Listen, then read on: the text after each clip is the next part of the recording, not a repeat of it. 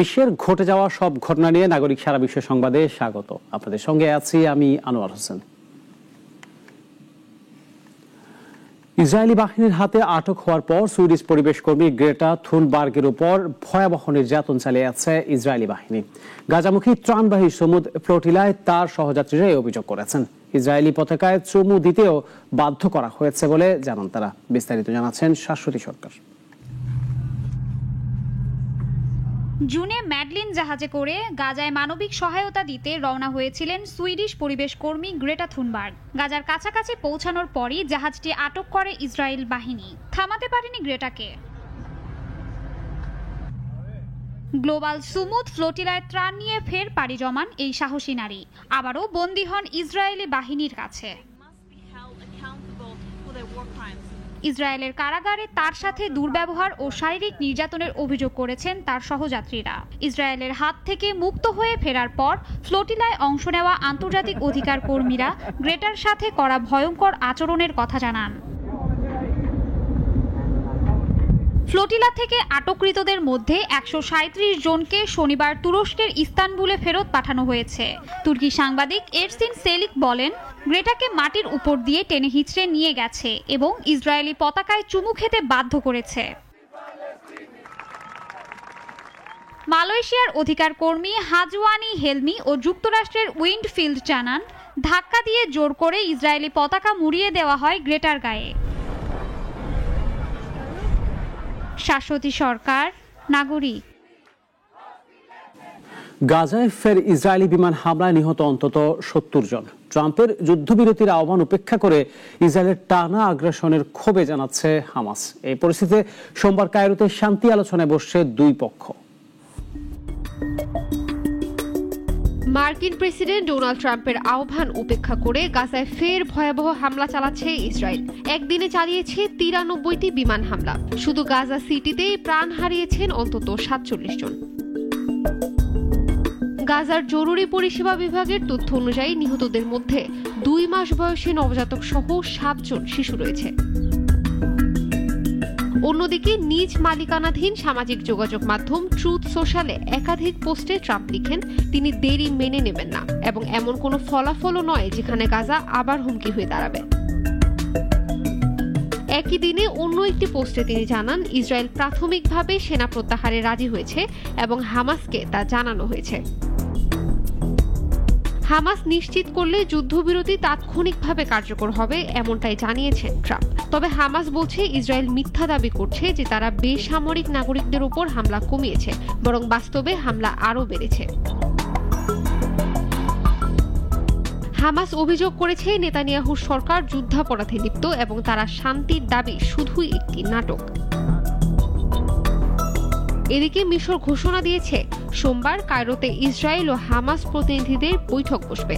সেখানে ট্রাম্পের প্রস্তাবিত 20 দফা গাজা শান্তি পরিকল্পনা নিয়ে বিস্তারিত আলোচনা হবে। ইশরাত জাহান, নাগরিক। মার্কিন প্রেসিডেন্ট ডোনাল্ড ট্রাম্প জানিয়েছেন, গাজায় যুদ্ধবিরতি ও বন্দি বিনিময়ের আলোচনায় বড় অগ্রগতি হয়েছে। ইসরায়েল একটি প্রাথমিক প্রত্যাহার সীমারেখায় যেতে সম্মত হওয়ার এই অগ্রগতি সম্ভব হয়েছে। ট্রাম্প ট্রুথ সোশ্যালে জানান, হামাস সম্মতি দিলেই কার্যকর হবে যুদ্ধবিরতি। একই সঙ্গে শুরু হবে বন্দী ও কয়েদি বিনিময় এবং পরবর্তী সেনা প্রত্যাহারের প্রস্তুতি।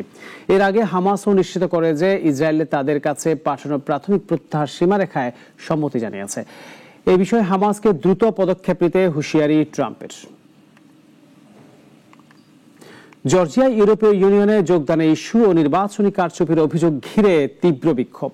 রাজধানী তিবলিসিতে প্রেসিডেন্ট প্রাসাদে ঢোকার চেষ্টা করলে পুলিশের সঙ্গে সংঘর্ষে জড়িয়ে পড়ে বিক্ষোভকারীরা। পরিস্থিতি নিয়ন্ত্রণে জলকামান ও পেপার স্প্রে ব্যবহার করা হয়।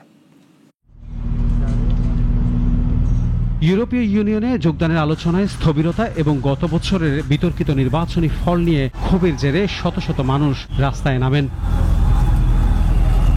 বিক্ষোভকারীরা প্রেসিডেন্ট প্রাসাদের সামনে এসে ঢোকার চেষ্টা করলে পুলিশের সঙ্গে তাদের মুখোমুখি সংঘর্ষ ঘটে। নিরাপত্তা বাহিনী পরিস্থিতি নিয়ন্ত্রণে আনার জন্য জলকামান ও পেপার স্প্রে ব্যবহার করে বিক্ষোভকারীদের ছত্রভঙ্গ করেছে এবং পরে বেশ কিছু মানুষকে আটক করেছে। বিরোধী দলগুলো বলছে গত বছরের পার্লামেন্ট নির্বাচনে কারচুপির মাধ্যমে শাসক দল জর্জিয়ান ড্রিম জয়লাভ করেছে। এরপর থেকে দেশের রাজনৈতিক অচলাবস্থা বৃদ্ধি পেয়েছে এবং সরকার ইউএ যোগদানের আলোচনা স্থগিত রেখেছে। এইসব অভিযোগের প্রতিবাদে শনিবার অনুষ্ঠিত নির্বাচনের দিনেই হাজার হাজার মানুষ রাস্তায় নেমে আসে।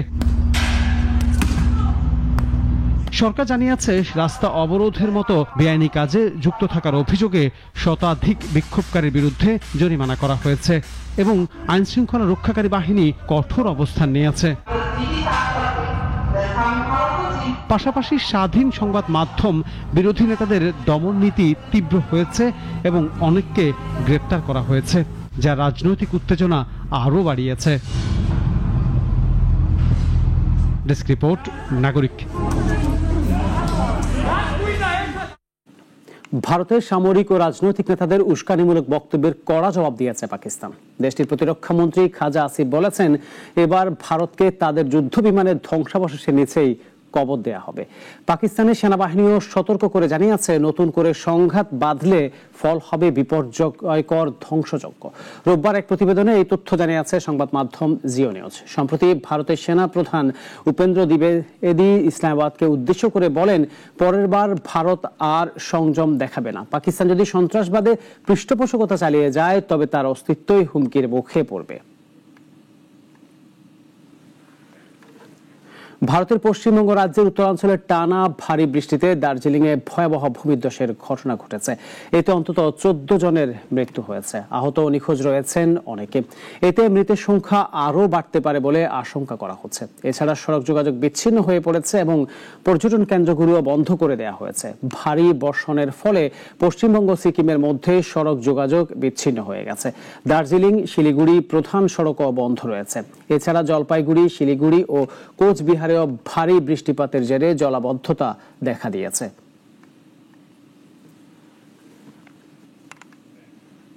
চাঁদে মরিচা ধরছে, আর এর জন্য দায়ী আমাদের পৃথিবী। সম্প্রতি বিজ্ঞানীরা প্রকাশ করেছেন এক চমকপ্রদ তথ্য।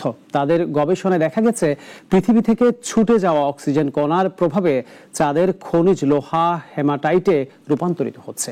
ডেস্ক রিপোর্টে বিস্তারিত। চাঁদের ভূপৃষ্ঠে যেসব পরিবর্তন হচ্ছে তার পেছনে পৃথিবীর প্রভাব কাজ করছে।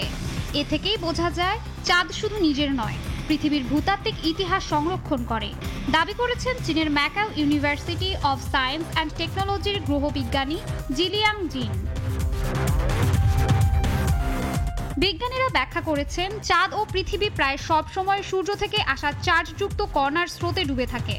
তবে মাসে 5 দিন পৃথিবী সূর্য ও চাঁদের মাঝখানে অবস্থান নেয়। এ সময় সূর্যের কণা থেকে আড়াল পেলেও চাঁদের গায়ে এসে পড়ে পৃথিবী থেকে ছিটকে যাওয়া কণা, যাকে বলা হয় আর্থ উইন্ড। এই আর্থ উইন্ডে থাকে হাইড্রোজেন, অক্সিজেন, নাইট্রোজেন সহ নানা আয়ন। এগুলো চাঁদের মাটির সঙ্গে বিক্রিয়া ঘটিয়ে গড়ে তোলে হেমাটাইট। 2020 সালে ভারতের চন্দ্রযান 1 প্রথমবার চাঁদে মেরু অঞ্চলে হেমাটাইট শনাক্ত করে। সাধারণত অক্সিজেন ও পানির প্রতিক্রিয়ায় গঠিত হয় এ খনিজ, কিন্তু চাঁদে অক্সিজেন নেই। তাই বিজ্ঞানীদের ধারণা এই অক্সিজেন এসেছে পৃথিবী থেকেই। পরীক্ষাগারে আর্থ উইন্ডের সিমুলেশন তৈরি করে গবেষকরা দেখেন, অক্সিজেন আঘাত করলে লৌহ সমৃদ্ধ স্ফটিক হেমাটাইটে পরিণত হয়। আবার হেমাটাইটে হাইড্রোজেন প্রয়োগ করলে তা আংশিকভাবে লোহায় ফিরে যায়। এতে স্পষ্ট হয়, প্রতি মাসে পৃথিবীর প্রভাবে চাঁদের ভূতত্ত্বে ঘটে চলেছে বড় ধরনের রাসায়নিক পরিবর্তন। হাওয়াই বিশ্ববিদ্যালয়ের বিজ্ঞানী সুয়াইলি একে বলেছেন, খুব সুচিন্তিত ও চমৎকার পরীক্ষা, যা চাঁদের রহস্য উদ্ঘাটনে গুরুত্বপূর্ণ সূত্র দিচ্ছে।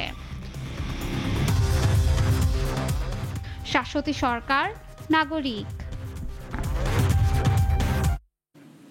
নাগরিক সারা বিশ্ব এখন এই পর্যন্তই। এরপর সন্ধ্যা 6টায় নাগরিক সংবাদ দেখার আমন্ত্রণ রইল। সবাইকে ধন্যবাদ।